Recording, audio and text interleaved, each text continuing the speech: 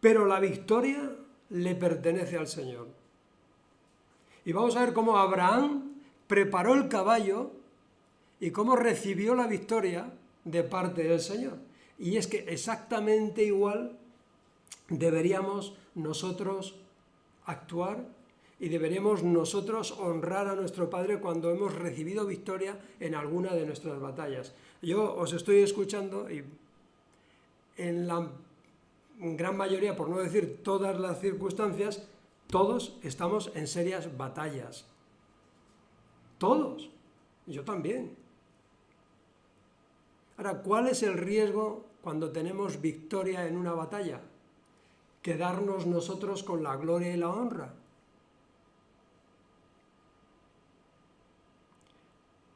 No podemos hacer nada sin el Señor para vencer esta tendencia.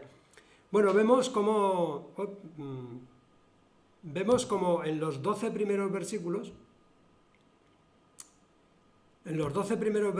no lo voy a volver a leer, pero vemos claramente que hay una historia de 4 reyes que pelean contra 5 y los 4 vencen a 5, ¿verdad? Pero yo voy a coger 4 aspectos, en este capítulo 4 aspectos solo, podríamos tomar muchos más, 4 aspectos acerca de honrar a Dios. Yo he aprendido por medio de este capítulo y por otras cosas que honramos a nuestro Padre no usando los métodos que el mundo usa. Nuestra guerra, iremos desarrollándolo.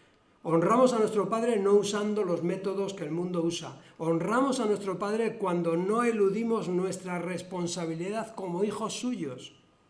Honramos a nuestro Padre cuando agradecemos su favor inmerecido, cuando somos agradecidos al Señor. Y honramos a nuestro Padre cuando mostramos una total dependencia solo de Él. Y eso es lo que he aprendido en este capítulo. Esos son 4 matices que vamos a desarrollar, pero podríamos encontrar otros. Lo que sí veo claramente es que Abraham todavía, era ese tipo de persona que reconoce a Dios con sus hechos, lo demuestra y lo honra.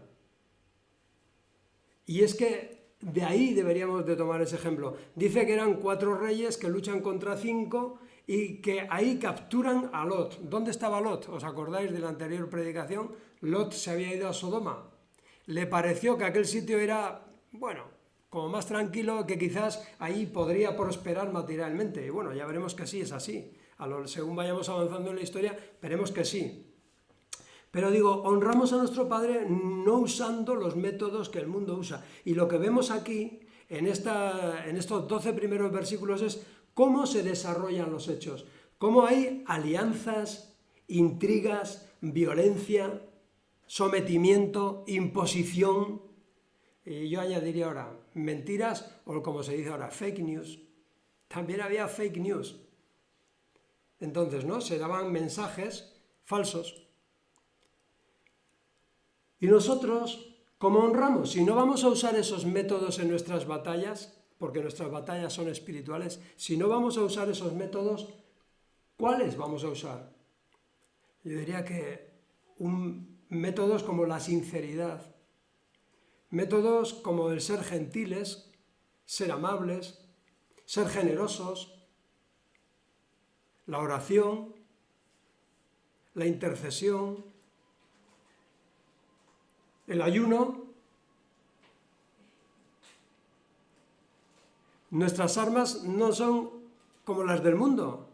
Nuestras armas son espirituales. Nosotros queremos que el Señor intervenga en nuestras circunstancias. La pregunta que me cabría hacer aquí es, cuando yo quiero y deseo y clamo al Señor para que intervenga en mi lucha, en mis circunstancias, ¿lo hago para darle honra a Él, darle gloria, o lo hago para satisfacer mis deseos? Y esa es una pregunta muy importante.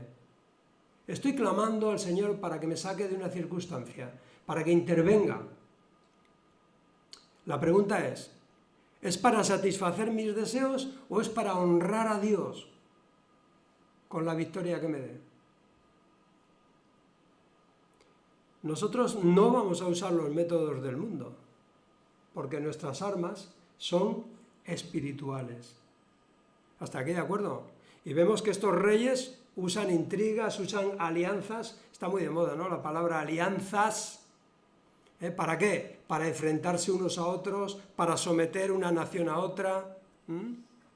Nosotros no usamos esos métodos, pero ni en lo personal tampoco.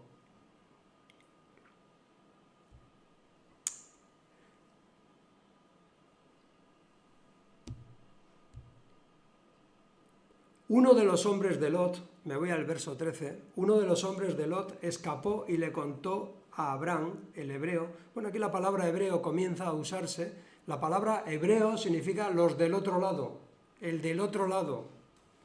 Dice, le contó todo a Abraham, el hebreo, que vivía cerca del robledo que pertenecía a Manré, el amorreo, es decir, Hebrón. Manré y sus parientes, Escol y Aner, eran aliados de Abraham.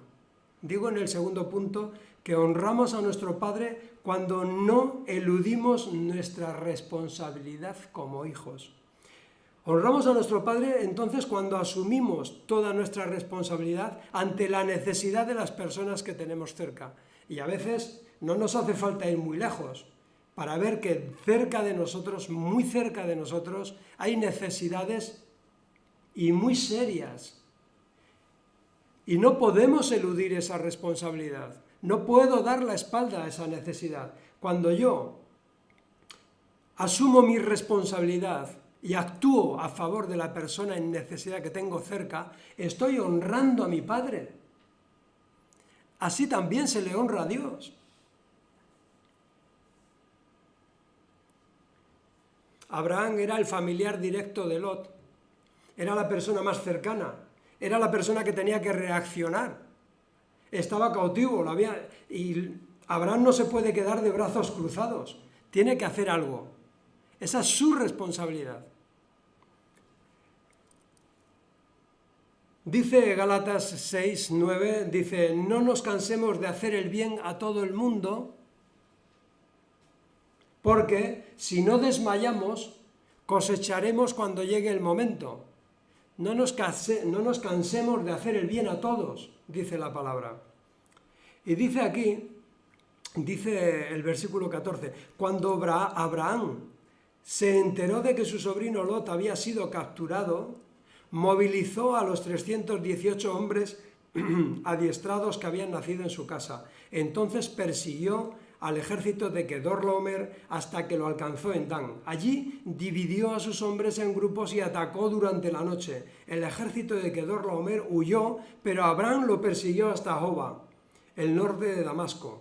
Abraham recuperó todos los bienes que habían sido tomados y trajo de regreso a su sobrino Lot junto con sus pertenencias, las mujeres y los demás cautivos. Por eso, cuando vemos una necesidad delante de nosotros, no preguntemos por qué ocurre esto. Vamos a preguntar para qué.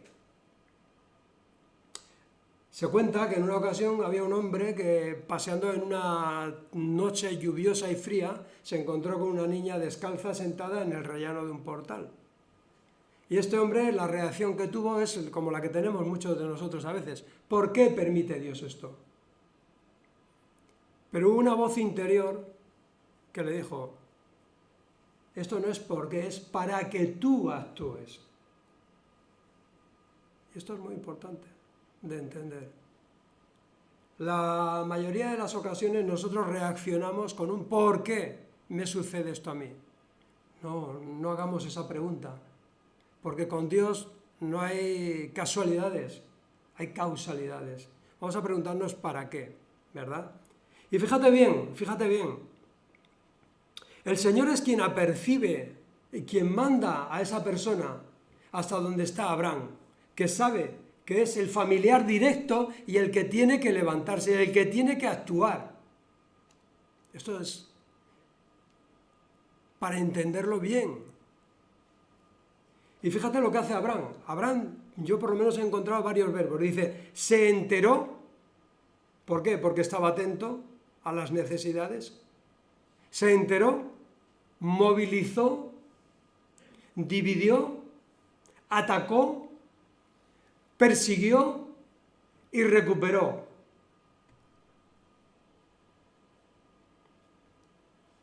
¿Cuántas veces nosotros nos quedamos de brazos cruzados, ¿no? Dejando que pasen las cosas o que alguien haga lo que nosotros tenemos que hacer? Por lo tanto, vemos que nosotros no usamos los métodos que usa el mundo porque queremos honrar a nuestro Padre y, en segundo lugar, asumimos nuestra responsabilidad como cristianos, porque si eludimos nuestra responsabilidad no estamos honrando a nuestro Padre. Tras la victoria, Abraham tiene dos encuentros, y aquí es donde viene el riesgo de haber tenido victoria. Abraham había tenido una victoria importante, había recuperado todo, a Lot, a las mujeres, a los alimentos, las riquezas, todo lo había conquistado. Y la pregunta y el riesgo que surge aquí la pregunta sería, ¿pero para quién será la honra de esta victoria? Y esa es la pregunta que nos podemos hacer todos nosotros. Cuando hemos tenido victoria, cuando hemos salido al frente de una necesidad, cuando hemos tenido victoria en ese ámbito, en ese ambiente, ¿para quién es la honra? ¿Para nosotros o para Dios?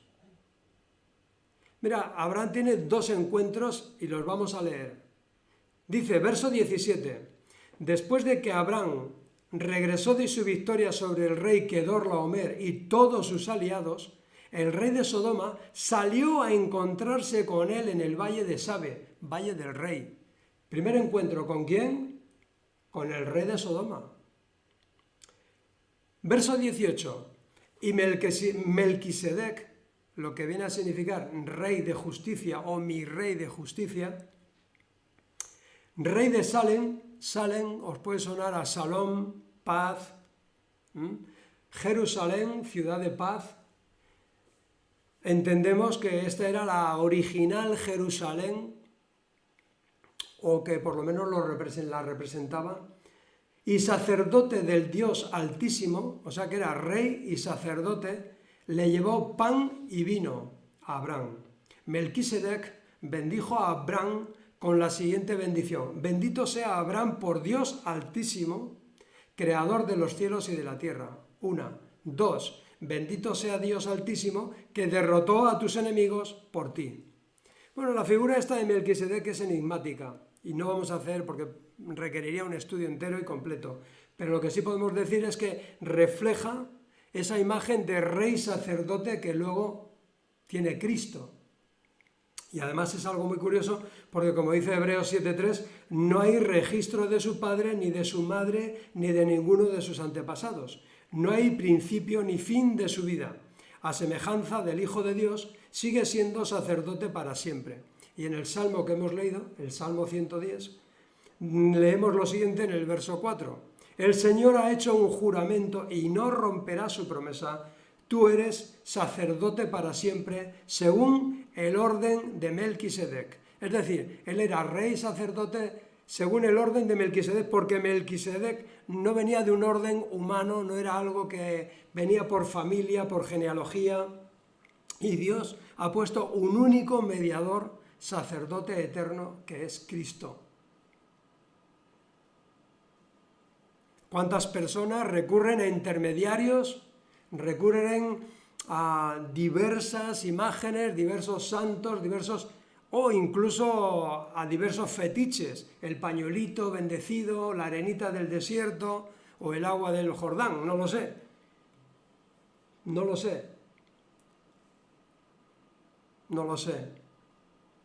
Pero el único mediador entre Dios y los hombres, entre todas las 7.000 millones de almas que hay ahora mismo en el mundo, es Cristo.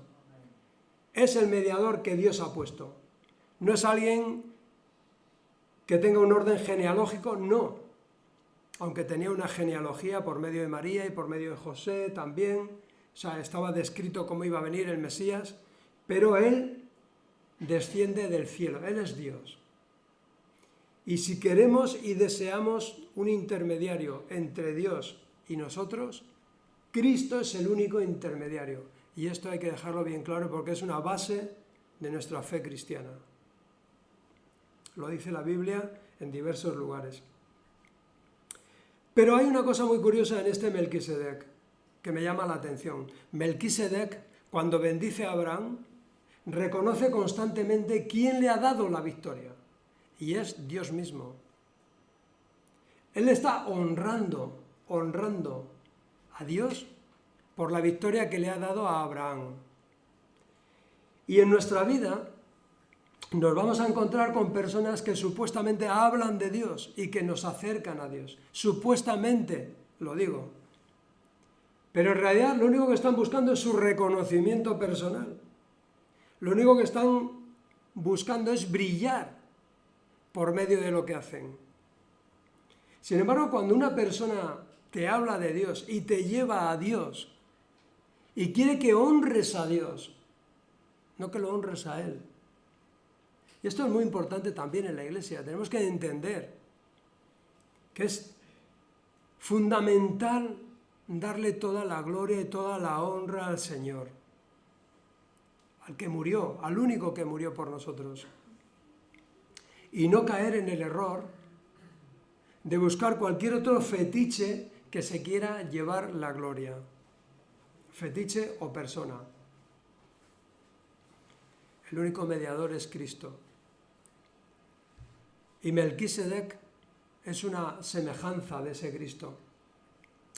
Y concluye, luego Abraham dio a Melquisedec una 10ª parte, los diezmos de todos los bienes que había recuperado. Bueno, la predicación no iba sobre los diezmos, pero lógicamente aquí aparece el diezmo por primera vez en la Biblia y algo tendremos que decir. Algo tendremos que decir. Hemos dicho que el tercer punto es que honramos a nuestro Padre cuando agradecemos su inmerecido favor, cuando tenemos un corazón agradecido. Y una forma de mostrar, lógicamente, el agradecimiento es por medio de las ofrendas, es colaborando también con el pueblo de Dios. Hace un momento estábamos hablando de las campañas de evangelización del verano, estamos hablando de organizaciones, estamos hablando de lugares de culto, estamos hablando de que tenemos que hacer algo para comprar libros, para repartir libros. Todo esto requiere corazones agradecidos y generosos que estén dispuestos a colaborar para que eso siga adelante. Cuando una persona... Bueno, hay algo que es fundamental aquí que entendamos. El diezmo que Abraham le da a Melquisedec no se lo da porque la ley dice que tiene que dárselo. La ley vendría después con Moisés. Abraham le da el diezmo, pero todavía no conoce la ley de Moisés. O sea que es muy importante. Y hay algo que debemos tener en cuenta. Cuando alguien me pregunta, ¿debería dar el diezmo? Hay un error de partida. La palabra debería implica que no has entendido nada. No has entendido nada. Porque no se trata de que debería dar el diezmo. La cuestión es si deseo dar el diezmo. Si deseo apoyar el que otros honren a Dios, si quiero honrar a Dios agradecidamente, colaborando con la extensión de su reino en todas las áreas que puedan poner el Señor a mi alcance. La cuestión no es si debo, si quiero. Pero es que todo lo que hacemos para el Señor parte de ahí, de un corazón agradecido. ¿Quiero o no quiero?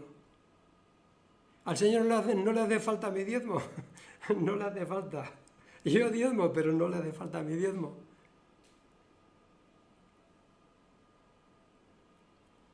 Hay muchos textos en la Biblia que hablan del diezmo, sobre todo en el Antiguo Testamento, en el Nuevo no. Pero se han usado muy mal, para decir, si tú das 10 al Señor, el Señor te va a dar 100. Y a raíz de todo este montaje que se han hecho, pues es que ha surgido la teología, o más bien el Evangelio de la prosperidad, que es una forma de sacarle dinero a la gente, así de claro, hay que decirlo. Tú dale 100 al Señor, que el Señor te va a dar 1000. No. Yo tengo un corazón agradecido, pero no tengo un convenio con el Señor. Los convenios los hago con mi empresa, que trabajo 8 horas y me dan un salario a cambio.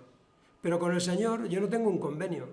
Con el Señor tengo que tener un corazón agradecido y siempre que tengo oportunidad de colaborar con la extensión del reino, colaboro, de una manera o de otra. Mira, si fuéramos a la ley, si fuéramos a la palabra, en el Antiguo Testamento se dan 4 tipos de diezmo. Os lo voy a relatar rápidamente. El primero era el de los levitas hacia los sacerdotes. En Levítico lo podéis encontrar. El segundo en Nehemías, que era cuando se estaba recogiendo diezmo para la edificación del templo. El tercero, la ofrenda del Señor en Jerusalén, cuando tenían que acudir a Jerusalén a depositar sus ofrendas.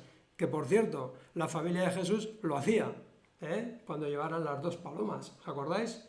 No lo vamos a relatar ahora, no lo vamos a leer. Y en cuarto lugar, el diezmo para las personas en necesidad o el diezmo para los pobres que se recogía cada 3 años. Si sumáramos todos esos diezmos, a una familia necesitaría de sus ingresos dejar como el 30 o 33% de lo que ingresa. ¿Vale? O sea que si fuéramos a la ley, debería ser así. Pero nosotros no vamos a la ley. No vamos a la ley porque dice Gálatas 5:3 también, dice, lo repito, dice Pablo, si pretendéis lograr el favor de Dios mediante la circuncisión, entonces estáis obligados a obedecer cada una de las ordenanzas de la ley de Dios. Es decir, quien pretende lograr el favor de Dios diezmando o haciendo algo así, debería cumplir con todos los mandamientos, con el resto, y seguro que no podría. Si una persona quiere ayudar en la extensión del reino, lo tiene que hacer porque tiene un corazón agradecido a quien tanto le ha favorecido.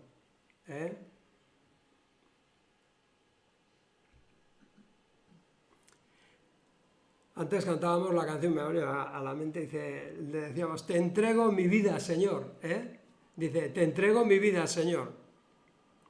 Digo, qué cosa tan complicada, ¿no? Es que le digo al Señor, te entrego mi vida y no te entrego mis ofrendas. O sea, ¿cómo puede ser que te entregue mi vida sin entregarte una parte de mi vida? Es bastante contradictorio, ¿no? Deberíamos pensar esto detenidamente, ¿no? Antes de decirle al Señor, te entrego mi vida, tenemos una responsabilidad, pero no tenemos un convenio con el Señor. Vamos al verso 21, estamos acabando el capítulo 14, verso 21. El rey de Sodoma le dijo a Abraham, devuélveme a mi pueblo, el cual fue capturado, pero puedes quedarte con todos los bienes que recuperaste. Abraham le respondió al rey de Sodoma, juro solemnemente ante el Señor, he alzado mi mano al Dios Altísimo, creador de los cielos y la tierra, que no tomaré nada de lo que a ti te pertenece, ni un simple hilo de la correa de una sandalia. De otro modo, podrías decir, yo soy quien enriqueció a Abraham. Aceptaré solamente lo que mis jóvenes guerreros ya han comido, y pido que tú entregues una porción justa de los bienes a mis aliados, Aner, Escol y Manré. El interés de este rey de Sodoma es bastante subterráneo. Él quiere que las almas, las personas, porque sabe que dominando, controlando a las personas va a tener el resto de las cosas, porque van a trabajar para él, porque van a hacer esto y aquello. Él sigue en sus 13, él sigue con sus intrigas, con sus imposiciones y con sus manipulaciones. Este es el rey de Sodoma y representa a otro que tiene mucho interés en las almas también, que lo que busca son las almas, que influyen las almas, que las manipula, para que hagan lo que él quiere que hagan.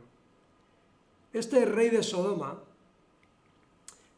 es una imagen también de otro que también tiene mucho poder, que es el diablo, y que lo que busca son las almas. Le dice, devuélveme a mi pueblo. ¿Pero qué te voy a devolver si no es tuyo? Si es que todo lo que había conseguido Abraham había sido conquistado por la guerra. ¿A quién le pertenecía? A Abraham. ¿Quién se lo había dado? Dios. No tiene por qué devolverle nada. Es un rey derrotado, que no tiene pueblo, que no tiene riquezas, que no tiene nada. Y ese mismo aspecto es el que podemos aplicar a ese que fue derrotado en la cruz, a ese que fue expuesto en la cruz por medio de Cristo, que fue derrotado por el amor, que fue derrotado para honrar al Padre. Ese es Cristo. A veces escucho a personas decir, yo reclamo amistad, yo reclamo esto, yo reclamo a Satanás, suelta a Satanás. ¿Pero qué tienes que reclamarle? Si está derrotado, si el Señor es el Señor y es soberano y le pertenece todo. Ruégaselo a Él. Yo sé que aquí eso no se da, pero quizás os toque alguna vez oírlo. Tú no tienes nada que reclamarle a Él, porque todo es del Señor. Y Él fue derrotado en la cruz. Y cuando pides por tus hijos, o cuando pides por tus familiares, o cuando pides por algo, no le reclames nada a Él, pídeselo a Dios. Porque como decíamos en el punto 4, honramos a nuestro Padre cuando mostramos una total dependencia solo de Él. Tu dependencia no es de Sodoma, no es del diablo, no es de este mundo. Tu dependencia es totalmente divina, viene del cielo, es de Él. Nosotros dependemos de la obra de Cristo. Nuestra victoria es la de Cristo y le damos la honra a Cristo. Y esto es muy importante entenderlo.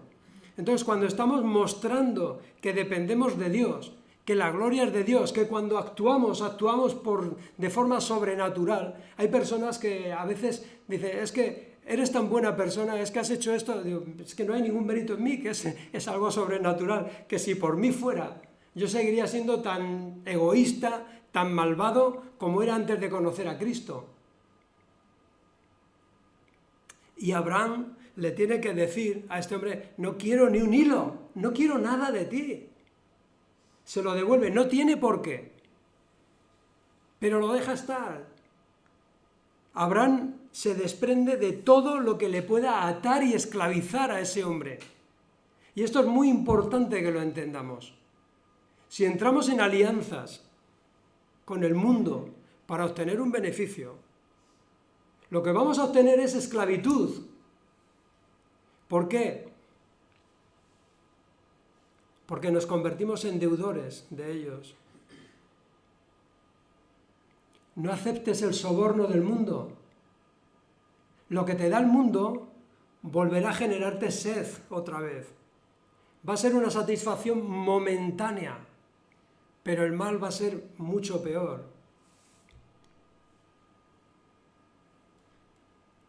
Lo que nos da el mundo no satisface nuestra alma. Lot estaba viviendo ahí en Sodoma y Lot estaba sufriendo y Lot estaba harto de tanta maldad, pero fíjate, fue él quien eligió estar allí, fue él quien eligió beneficiarse de todo aquello, fue él quien se metió allí, erróneamente, y estaba sufriendo porque no compartía lo que veía, no compartía cómo actuaban esas personas. Abraham tiene que decirle a este rey de Sodoma, yo no quiero nada contigo, no quiero nada de ti, no quiero nada de ti. Sino únicamente, le dice, lo que han cogido mis jóvenes guerreros. Y dale a estos la parte que les corresponde.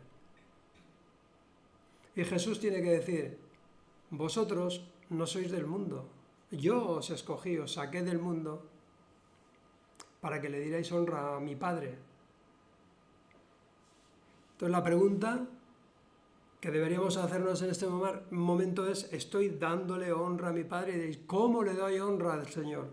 No usando los mismos métodos que utiliza el mundo, asumiendo mi responsabilidad ante la necesidad que tengo cerca, agradeciendo al Señor con todo lo que puedo y contando solamente con los recursos del Señor. El Señor siempre está a la distancia de una sincera oración.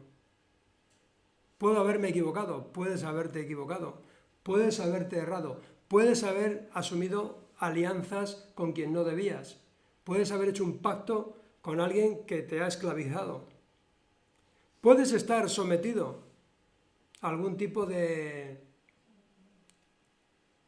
actitud, vamos a llamarlo. Pero que sepas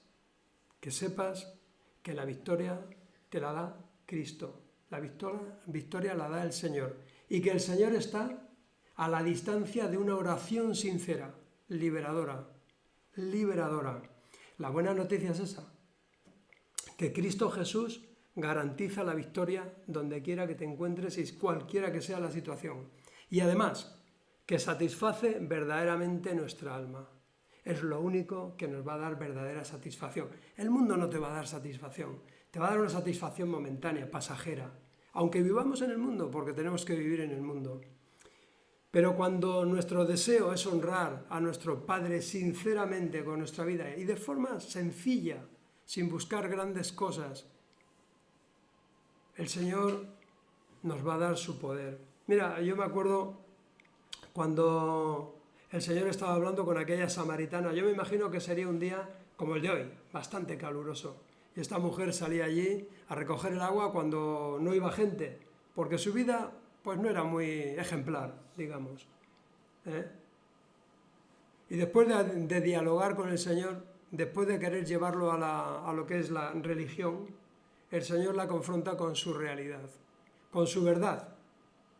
Ve y llama a tu marido. Pues si no tengo marido, ya. Con el que estás ahora no es tu marido, no estás honrando a Dios.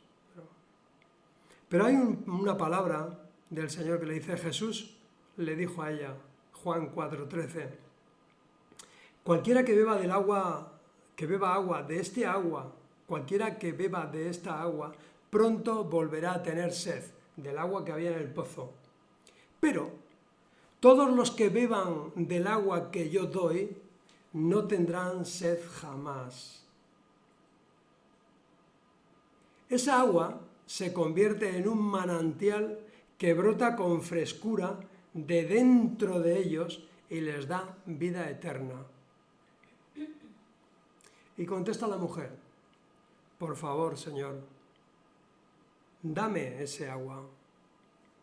Así nunca más volveré a tener sed y no tendré que venir a sacar agua aquí. Esa es la oración que haces en esta mañana, en esta tarde o cuando oigas este texto. Dame ese agua para honrarte.